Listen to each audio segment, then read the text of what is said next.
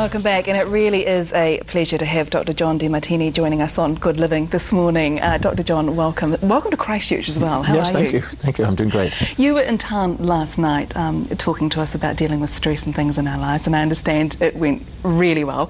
But let's first of all find out a little bit about you, John, and how you came to become this renowned behavioural expert. I understand at school teachers told you wouldn't amount to much. Is that kind of what set you on this path? Well, yeah, I had a challenging start. I was told in first grade that I would never be able to read, write, communicate, never amount to anything, never go very far in life because I had dyslexia and learning problems.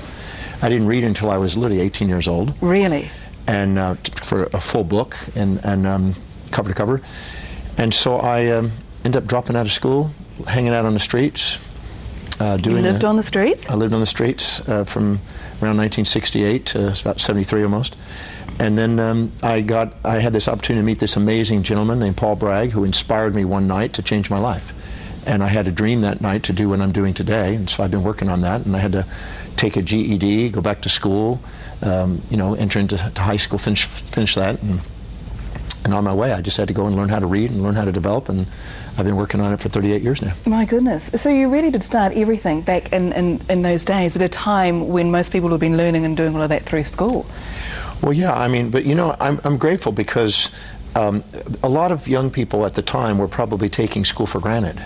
And when I dropped out and I went back, I went there full-hearted. And I went there because I really, really, really wanted to do something with my life. And so I'm very grateful for those years that I kind of went on my adventure. That's true too. So talk to us about being a behavioural expert. What exactly does that mean? How would you describe it? Well, I have been interested since I was 17, since that night I met Paul Bragg, to anything that would help people maximize their awareness of life and potential in life and do something extraordinary and live amazing and inspired lives is what I've been interested in. And so I've been basically studying every person, every ology, everything I can get my hands on that would allow people to do that. And then I try to share that with people. And that takes me all over the world today. So I'm very grateful for that. I get to work with almost every sector and portion of society. And you've written numerous amounts of books on this, and of course you've been a really well-known speaker about this. You're a teacher of The Secret as well.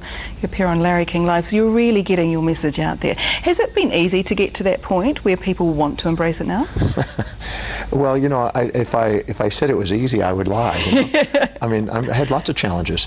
But as I said last night, and I meant it, that the challenges are what make you.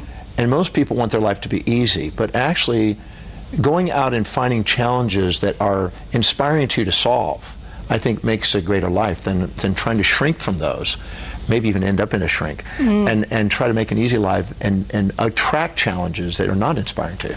Okay, so talk to us a little bit about what you talked about last night here in Christchurch, because of course, as you know, we've been through a rather difficult time with earthquakes, and that's meant job losses. We're going through, the recession. These are all things that are a little bit out of our control too.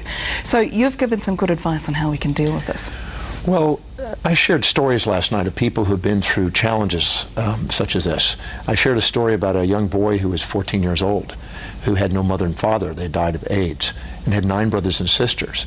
And he lived in a shack and had to work carrying bricks and made 60 cents a day and was raising 9 brothers and sisters by himself in a shack with no electricity or water.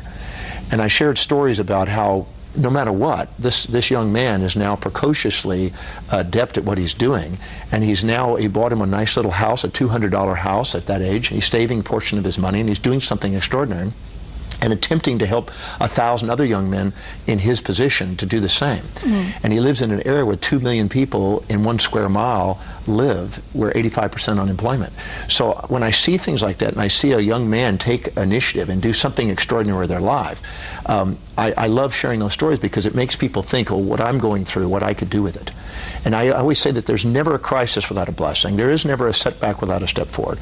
And we have to ask new questions, because the quality of our life is based on the quality of the questions we ask. We have to ask questions that awaken in our mind possibility and action and service. And if we do, amazing things come out of these crises. So I get into it. So it's about asking questions of ourselves, Well, yeah, because if we say and ask the question, no matter what's happened to me, whether supportive or challenging, whether kind or cruel or positive or negative, how is it serving what's most meaningful to me? How does it help me fulfill what I really dream about doing? And if we ask that question and answer that question, we can transform our perceptions of things and use them to our greatest advantage. William James said that the greatest discovery of our generation is that human beings can alter their lives by altering their perceptions and attitudes of mind. We have the power and control over our perceptions and actions, and we can take any crisis and find a blessing in it and use it to our greatest advantage. Okay, well, what would be the number one thing for anyone that's watching at the moment that has been through a really difficult time at the moment? Perhaps they've lost their house or their job. What would be the first thing that they could do to kind of set themselves on this right path? Well, something that my mom taught me when I was very young, who inspired me to write a book called Count Your Blessings, and that is to stop right now and look at what you do have and look at what you are grateful for and start writing them down, and don't stop writing them until you get a tear of gratitude for your life. Because even in the crisis, there's always something to be grateful for. And that could be something small or something big, anything. It doesn't matter what it is, but there's always, you may have your children there, and you may have gotten closer to your children. You may have gotten where you actually are surviving and now have an initiative to do something. You may be getting into action that you've been hesitating on. You look at what it is. You may be able to be closer to your neighbors. You may actually now have a new idea what you want to do with your career that you've been hesitating on.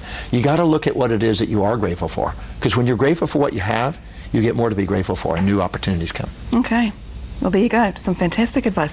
Are you surprised? Does some of this come naturally to a lot of people, John, and other people have to learn this behaviour?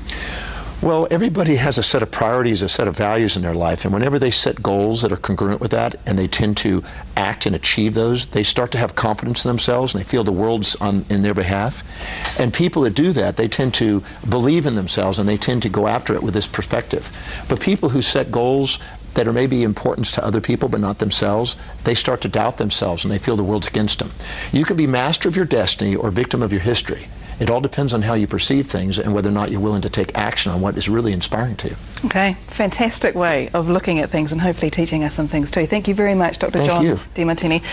Keep a lookout for this book as well, Inspire Destiny, which is in stores. And do take a look at the website because that will inspire you as well, which is drdemartini.com. Pleasure to meet you, John. Thank you so very much. Good luck with the rest of your tour. He's a busy man.